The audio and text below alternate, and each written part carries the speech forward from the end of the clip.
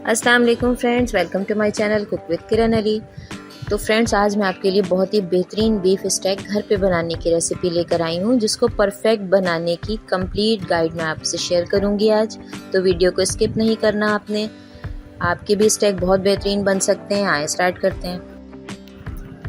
अगर आप मेरे चैनल पे नए हैं तो जल्दी से चैनल को सब्सक्राइब कर लें और बेल आइकन प्रेस करना ना भूलें, ताकि मेरी नई आने वाली तमाम वीडियोस आप तक बआसानी पहुंचती रहें। बिस्मिल्लाहिर्रहमानिर्रहीम। तो व्यूअर्स, सबसे पहले मैं आपको थोड़ी सी गाइडेंस देती चलूँ इसके लिए कि आपने कौन से मीट का स्टेक बनाना है। ये देखें, ये इस जगह पर होता है काऊ की, इसे टेंडर लाइन भी कहते हैं और इसे अंडरकट का गोश्त भी कहते हैं। बहुत ही सॉफ्ट होता है ये, इसे ज़्यादा देर पकाना नहीं पड़ता, ये फ़ौरन गल जाता है। तो हम जो भी स्टेक बनाते हैं तो वो इस गोश्त का बेहतरीन बनता है। अगर आपने अदर जगह का लिया तो वो सिर्फ जला हुआ गोश्त का टुकड़ा होगा, उसमें वो टेस्ट, वो मज़ा नहीं आता। तो मैंने यहाँ पर ये टेंडर लाइन का गोश्त लिया है। ये तकरीबन किसी भी छोटे जानवर में 1.5 से 2 किलो का होता है। एक लंबी लाइन होती है सिल्वर कलर के, उसमें रैप की हुई। ये देखें, मैंने इसके ऊपर की झिल्ली वगैरह सब साफ़ कर ली है। बिल्कुल फ्रेश मीट मैंने रेडी कर लिया है। इसके मैंने 4 बड़े टुकड़े कर लिए हैं, ये आप देख सकते हैं। इस तरह का सा होता है। अब मैं यहाँ पर रॉ सॉल्ट इस्तेमाल करूँगी। ये मैंने पिंक सॉल्ट यूज़ किया है। इसे मैं क्रश करके इसके ऊपर से डालूँगी। सॉल्ट हमने क्रश करके डाल दी है। इसी तरह हमने काली मिर्च को भी क्रश करके डालना है। ये आप देख सकते हैं, आपने बिल्कुल पाउडर नहीं लेना, इस तरह से क्रश करके डालना है, थोड़ा दानेदार सा। अब हम इसको साइड पलट लेंगे और दूसरी साइड से भी इसी तरह से नमक और काली मिर्च ऐड कर देंगे। इसमें मसाले वगैरह इसमें कोई ज़्यादा नहीं पड़ते। डिफरेंट कंट्री के लोग डिफरेंट तरीक़ों से बनाते हैं। इसके कुक करने के डिफरेंट टाइमिंग हैं, वो मैं आपको कंप्लीट गाइड करूँगी। इधर से भी मैंने इस तरह से नमक को क्रश करके डाल दिया है और काली मिर्च भी ऐड कर दूंगी इसी तरह से।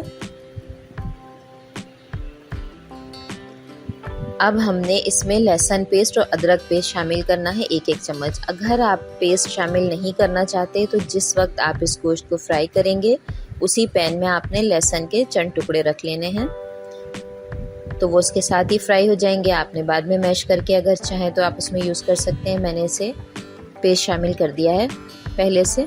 अब हम इसे 10-15 मिनट के लिए रख देंगे ताकि ये नमक अच्छी तरह से इस गोश्त में उतर जाए। उसके बाद हम इसकी फ्राइंग स्टार्ट करेंगे।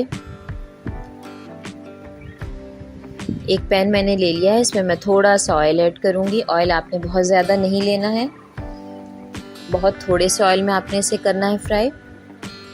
अब फ्राई के वक्त में आपने एक बात समझ लेनी है कि इसकी टाइमिंग सबसे अहम है। आप किस तरह का खाना चाहते हैं, आपने फ्राई की टाइमिंग उतनी ही रखनी है। फ्लेम आपने मीडियम रखनी है।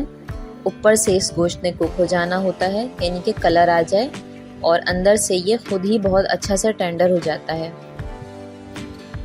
मैंने 3 से 4 मिनट एक साइड पर करना है इसे। इतना टाइम काफ़ी है। मैं आपको एक चार्ट शेयर कर रही हूँ आपसे, देखें।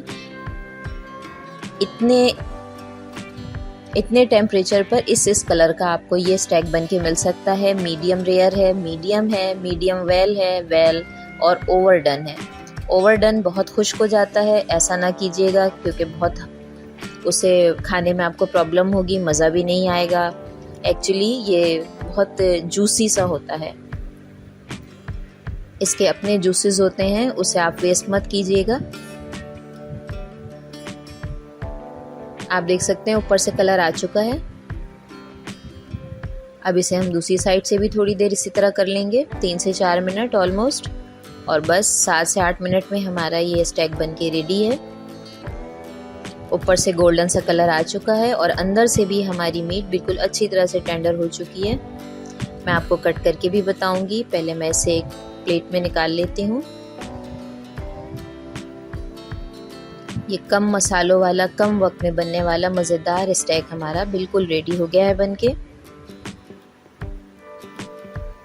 इसे आप मुख्तलिफ़ तरह के डीप सॉसेस के साथ खा सकते हैं। ये बात मैं आपको बता दूं कि हर कंट्री का अपना अपना एक डिफरेंट तरीका होता है, डिफरेंट टाइमिंग होती है स्टेक की।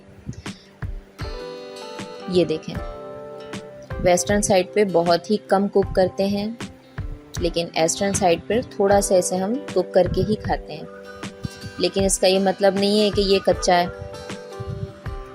मैंने अपने चैनल पे आपसे एक और स्टेक की रेसिपी शेयर की हुई है, beef steak with paper sauce, तो उसका भी मैं लिंक आपको दे दूंगी आई बटन में। ये देखें, मैंने आपको इसे कट करके दिखा दिया। आपको अंदर से ये नज़र आ रहा हो कि कितना अच्छा सा ये कुक हो चुका है, मगर ये बिल्कुल भी हार्ड नहीं हुआ है। ये मैं आपको चेक कराती हूँ। इस देखें ये कितना जूसी है, इसकी सॉफ्टनेस चेक करें,